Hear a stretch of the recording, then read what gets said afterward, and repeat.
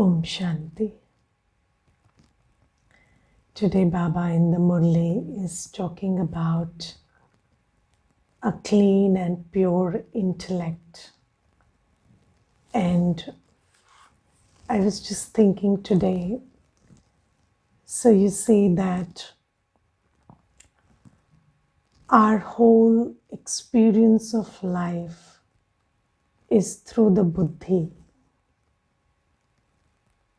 Everything that we experience in the inner world is based on the quality of our buddhi. And Baba says that Ravan made you have a stone intellect. And when we became vicious, so that viciousness, especially engaging in lust, it corrupted our buddhi, or there was it tainted our buddhi in such a manner that our buddhi became very limited and became very materialistic. And you see, if you observe over 1 or 2 generations also, so if you look at the trend, maybe 30 years from now, from 30 years until now. So I remember that 30 years back also, there was, so relationships were more important than money. So people valued relationships and probably, their reputation. So I used to hear this a lot while growing up, that we have a reputation to live up to. And if you cheat somebody or deceive somebody, then people will figure out, and that won't be good for our image, and we don't want to do anything that will spoil our reputation. Or while growing up, we were told that take care of your parents' reputation. But now it's all about money. So even the relationships or the reputation has taken a back seat. So people think that if I'm rich, that's all. So now it's, cheat, steal, whatever you do, you just earn the money and get rich. So it's become like that now. And the world is, I think the world is not changing. It's not like the world changes and then we change. It's how Ravan is slowly, gradually taking control of the buddhi. And then the world being what it is, we keep taking from the world, or we keep registering in our buddhi different things according to the impurity of our buddhi. And then our buddhi makes choices and makes decisions, and it discerns, decides. And then the final product of our actions is creating the physical reality. So basically, Ravan's job is very easy. So Ravan just casts an illusion on our buddhi, and such a shadow is there on our buddhi that we cannot see anything other than the object of our lust, anger, ego, attachment, and greed. So just like if you have a colored spectacle, colored glasses on your eyes, then it prohibits you from seeing anything in its true color. So it's like that. So Ravan has kind of changed our whole vision and our capacity to see the whole reality. And that's what an unclean and impure intellect is like. And it is very interesting that if I have an unclean and impure intellect, then I'm limited by it. And I really cannot figure out I have an unclean and impure intellect because that's all I have and I see through it. So, and there was this very interesting incident where at one point of time I was telling Badi Didi that, this sister or this person is so clever that they always do what is in their selfish interest, and they are quite clever to do that. But when it comes to doing any seva, they act like they don't understand. Okay, so then Didi told me something very interesting. She said, and you know what? The interesting thing is they are so clever that they don't even know they are clever. And until and unless, and nobody can teach anybody other than Baba. Because Baba, everybody has the teaching, but not the quality of the teacher. So again, that soul can only learn from Baba, just like we are also blind to our limitations. Everybody is blind to their limitations. And we cannot change ourselves until we can see our limitations. But seeing your own limitations is very difficult until and unless we allow Baba. So, the only way the only way, there is no other way, there is only one way through which we can see our limitations and work on them, and that is surrender to Baba's Srimad. And again, that's a matter of fortune. So it's a matter of fortune that it sometimes, it's just who we are and our destiny that makes us surrender to Baba's Srimad. And we start waking up at Amrit Vela, we start churning what Baba is telling us, we start listening to the Murli, we start meditating, we start taking breaks in the day for traffic control and looking inside. We start practicing being bodiless for minutes in the day. And all of these practices allow Baba's light to enter us, enter the buddhi and clean it. And then slowly, gradually, we are able to see that which was not visible earlier. So, although ever since we come to Baba from day one, we listen to knowledge.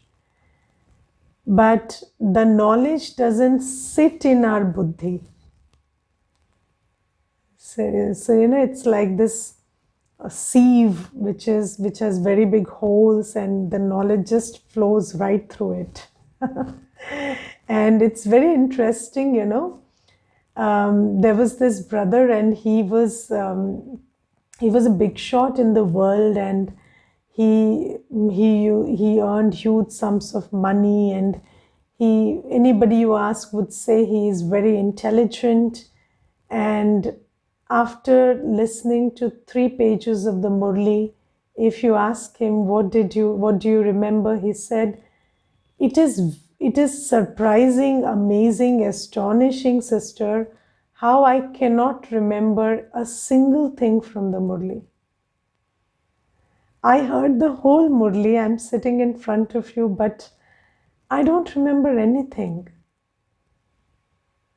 And it is so surprising. And then he said, and you know, sister, even when I'm walking on the street, I hear something around me, it gets registered in my head. But Murli, I don't know what happens with it. Because even the even the points in the Murli don't sit in the buddhi if it is unclean and impure. So this is a quality of Baba's knowledge, and Baba says that this truth that Baba is telling us will not A, we will not be able to remember the whole Murli, and then B, we will not be able to imbibe it in a manner that it becomes part of our awareness. Because the truth that Baba is telling us is very powerful. It is very liberating. The truth that Baba is telling us is very divine. It has the possibility of making us divine, powerful, and very, very, it has the capacity of changing us from a human to a deity in our awareness, in our thought, in our speech, in our action. But that truth doesn't sit in our buddhi because it is unclean and impure. And then how to make it clean and pure is just by surrender. So again, yoga and daily murli and submitting to the process that Baba tells us. So Baba tells us 4 things: knowledge, yoga, imbibing purity, and then seva. So if you just surrender to Baba and do as he says, just like Brahma Baba did, then Baba cleans our buddhi and we are able to see and understand and hold in our awareness that which doesn't sit in our buddhi right now. Yes, and you see that so I think Einstein is the one who said it, and he said that 70% of the reality is non-physical, that which you can't see. And he was a human, he was a human whose awareness was just a little better than other humans. And then so he said, according to his understanding, there was 70% to what we couldn't see and it existed. And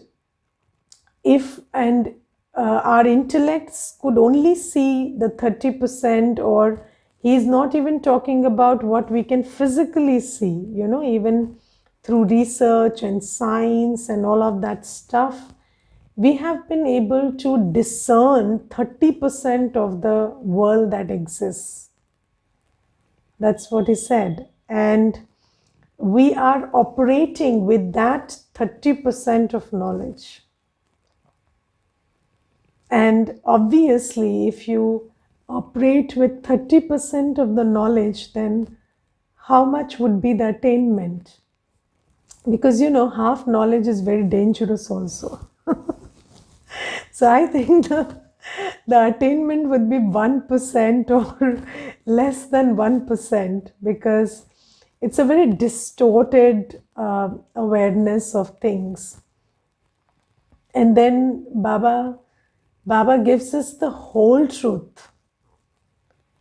And just think about when Baba comes, Baba just gives us the whole truth like this. He doesn't even reserve anything. He just gives the whole truth to us right away. The whole truth about my whole existence. So I'm not this. This is just a small bit of my whole existence. Yes, I'm a deity. and I was the seed in the soul world. And I have taken 84 births, and 2,500 of them have been in that world of perfect peace and purity and love. And he just opens everything for us and says, there, that is you. And then this world that you see is not limited to this. There is a soul world from which you have come, and then there is a soul world which you have to go back to, and then there is a subtle region where your angelic form is sitting, and you can go and meet your angelic form. And you are going to be an angel at the end of this Brahmin life. So that's already there. And then he tells us that as soon as you finish this, you're going to forget this, and then your deity role will begin.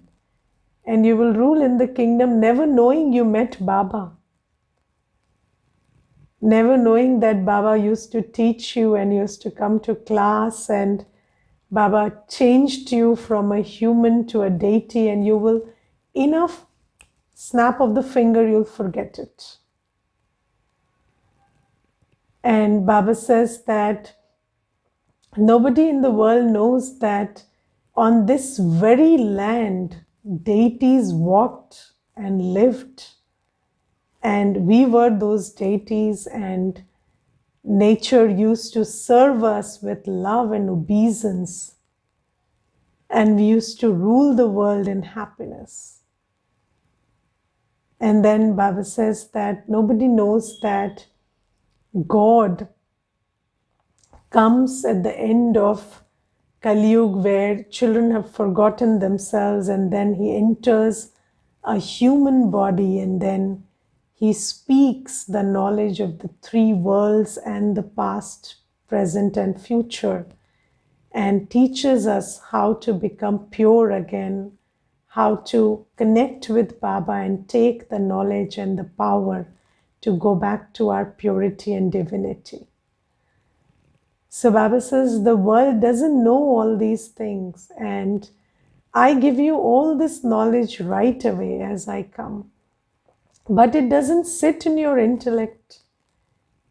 Yes, just imagine a soul who has been afraid of death for 63 births is being told that you are imperishable. And we say, yes, I am a soul, I am imperishable, but if death comes, because it doesn't sit, and if it sat in my buddhi that I am imperishable, all my fears just vanish. So Baba says, I am telling you that truth which is going to set you free. We have heard these sayings, truth sets you free, truth is power, yes, truth is, and people say that, the truth is stranger than fiction. So we have heard all these things. We've heard truth is stranger than fiction. We know truth is power. We know truth sets us free, but the ocean of truth tells us the truth, and it doesn't sit in the buddhi. Because the buddhi is not clean and pure.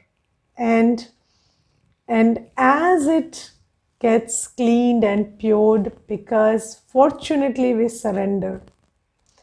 So, I sometimes, so when COVID came, there were some phone calls that I received, and then somebody said, it is so interesting that you people knew that this is God, and and God is teaching you, and God told you that this is happening, this is going to happen, and there will be these times, and then times will only get worse, and these things, and what you need to do in those times. So I said, you see, even we didn't know this is God or whatever, but it was our fortune that made us think maybe this is God, so let me just do as he says. So, nobody knows. Do we know? The ones who are sitting also feel, there is a knowing which is not knowing. So we don't know, and yet our fortune makes us think that, okay, let's suppose this is God. So let's just do as he says. Anyways, what am I losing? And then slowly you start doing as he says, and then that is what cleans your buddhi. And that's fortune. That's why Baba says, your fortune makes you make the effort. And that effort cleans your buddhi, and then the reality which was never visible starts getting visible. And then you see, now we are in a place where obviously I can only see as much as I think I can see, and there could be more, but then we can see most of the things. Now we know, yes, I was a deity, I'm going to become a deity. And we don't ask for proof. It's a deep knowing that comes from, this continuous practice. And then we know that I am imperishable. Nobody can kill me, so there is no fear. And then there is this knowing of karma, karm, vikarm. Nobody has to tell you that you will suffer if you do this. I know impurity is not for me. So all of these things start making sense slowly, gradually. But I think the key is surrender.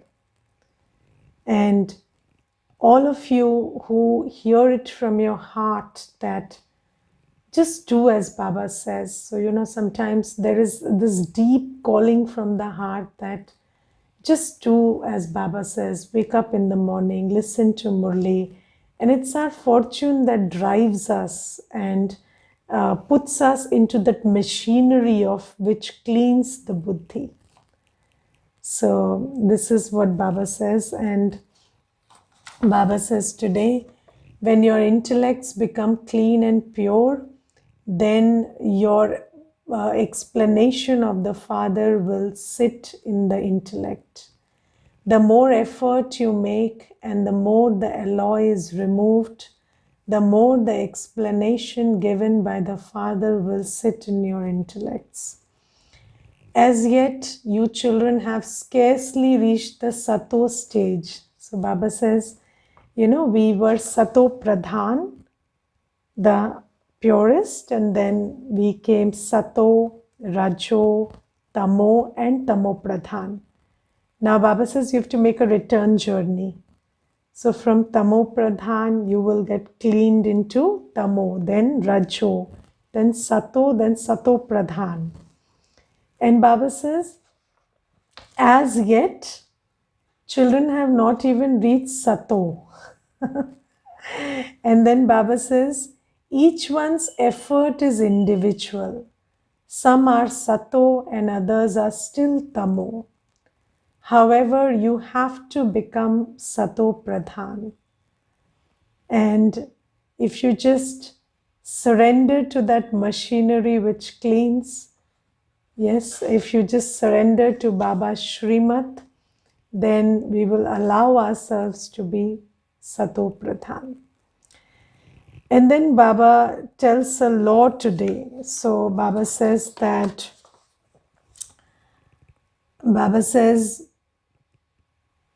only when they know these things are they able to understand how a new world comes about. There is definitely day and night. It would definitely be half and half.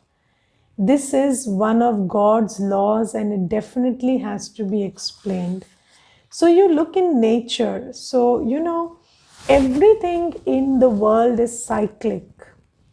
Nothing is constant. Yes, and it is cyclic. Always there are phases and it returns to the same thing.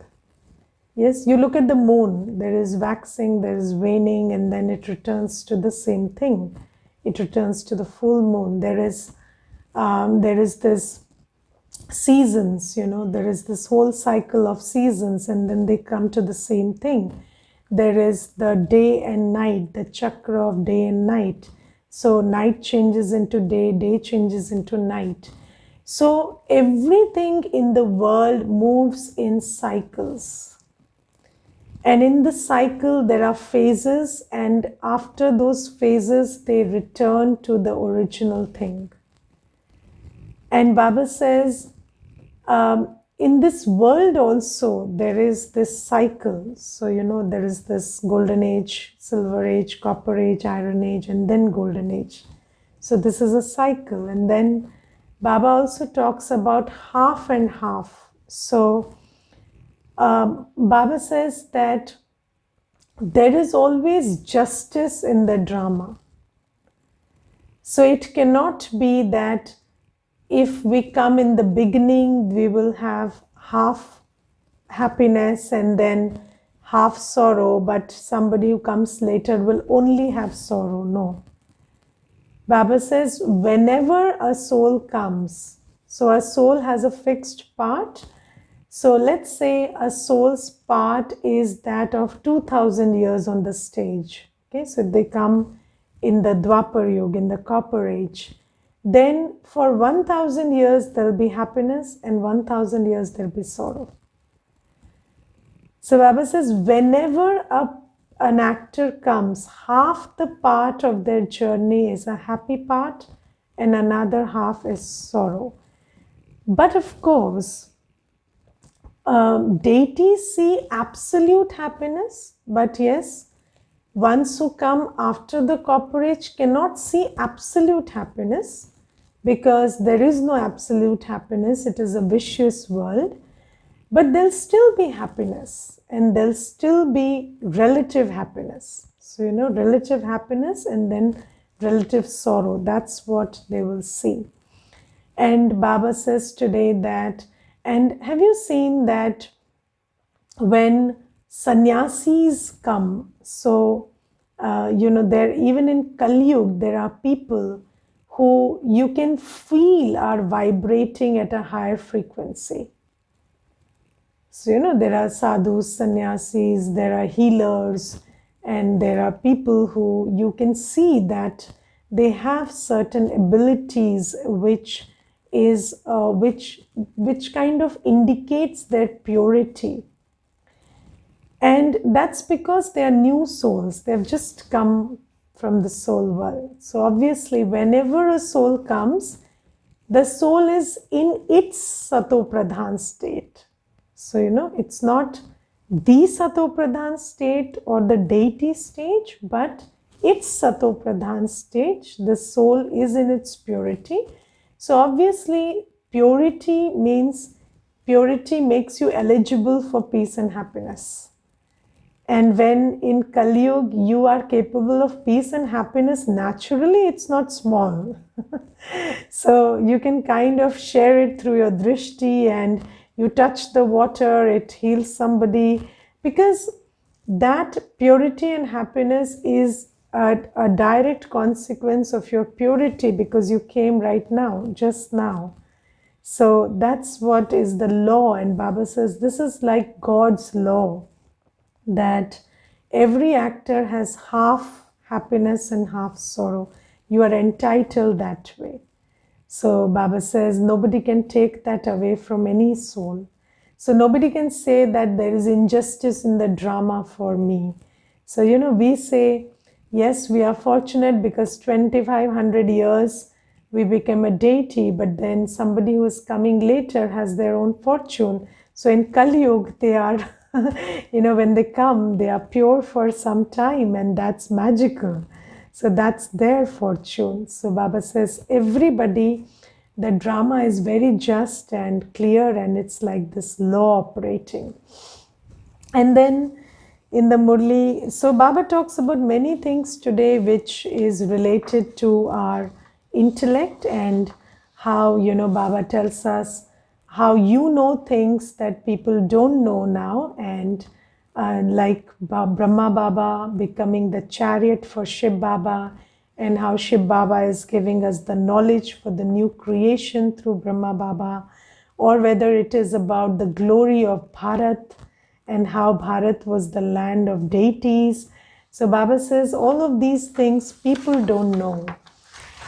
And then Baba today says that, Baba says, you should never leave Bab Dada.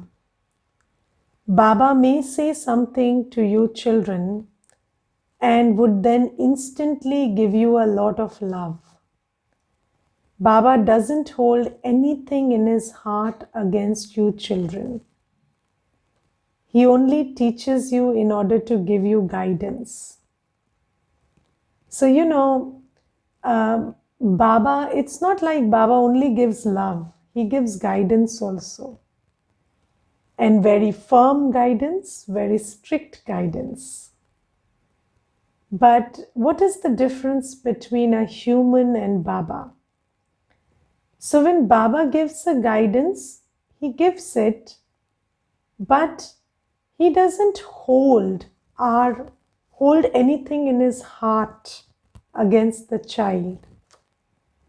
So, when Baba sees us making mistakes, he gives us very strict, firm and clear guidance. And the guidance is so clear that when you listen to the Murli, you feel like Baba is scolding you.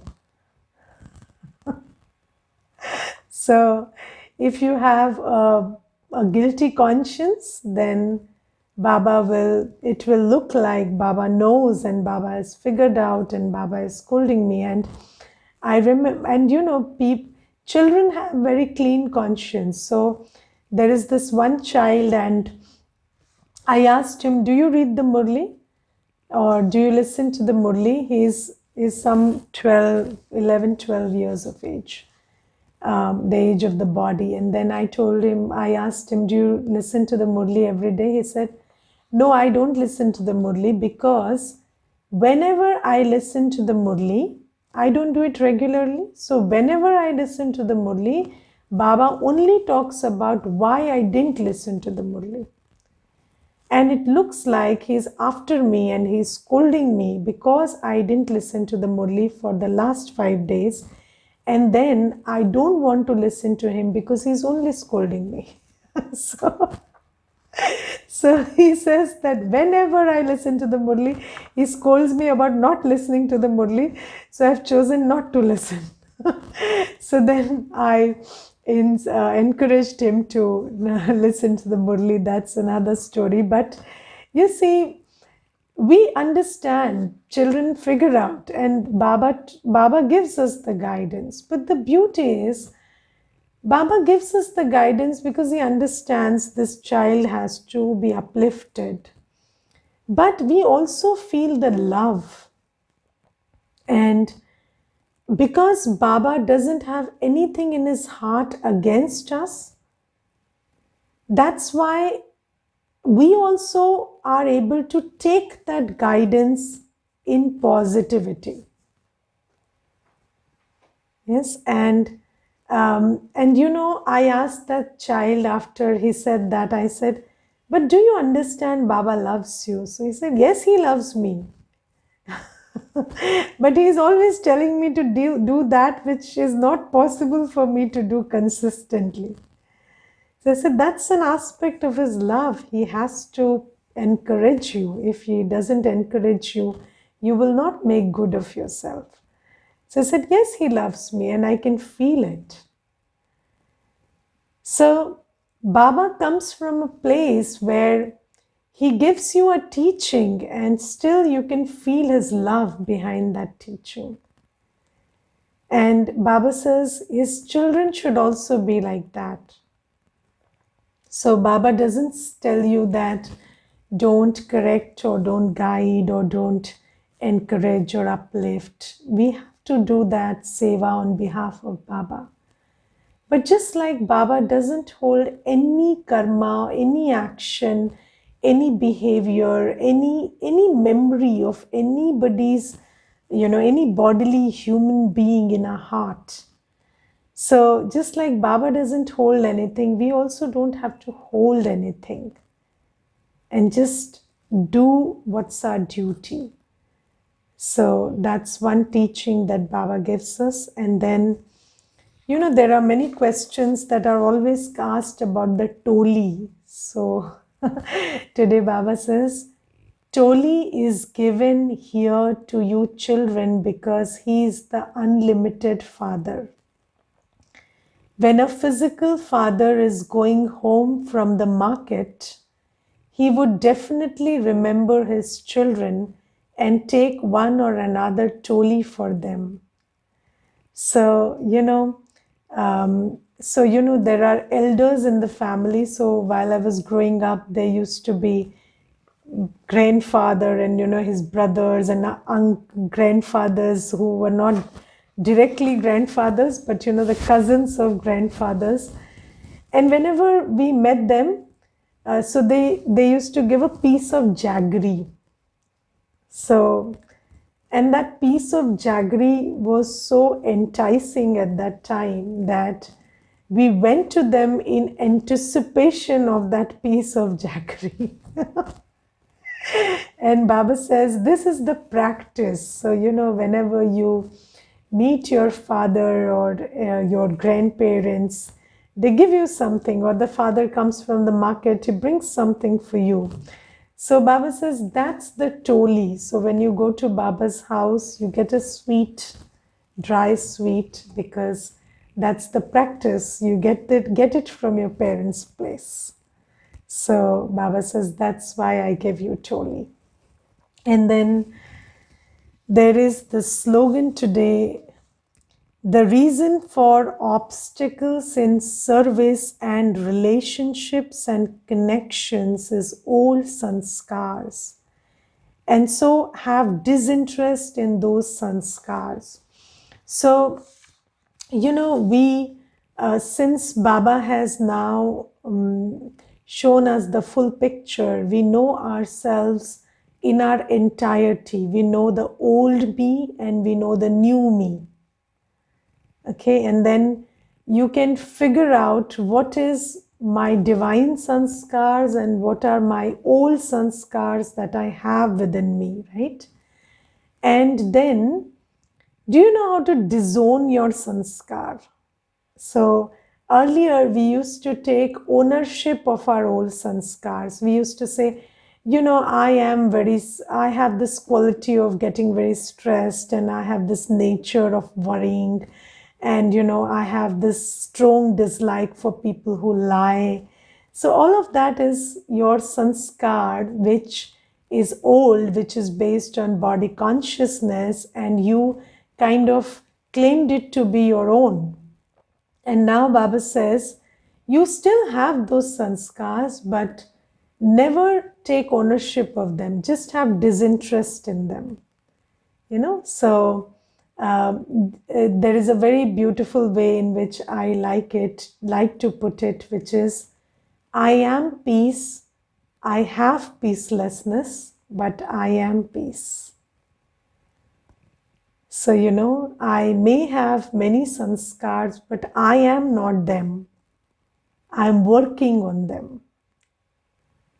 Okay, so just have disinterest in them. Don't own it. Don't claim it to be your own. And then when you do this internal work, when you just identify with the new you and have disinterest in the old you, then if you show your disinterest in something, it feels ignored and goes away. So just do that. And then anything that you do, your relationships, your work, your connections, seva, anything that you do is not fully successful because of your old sanskars. And once you do away with them, then Baba says, if you touch mud, it turns into gold. That's the capacity of an angel. So Baba says, just don't allow your old sanskars to interfere and take away that power from you. Om Shanti.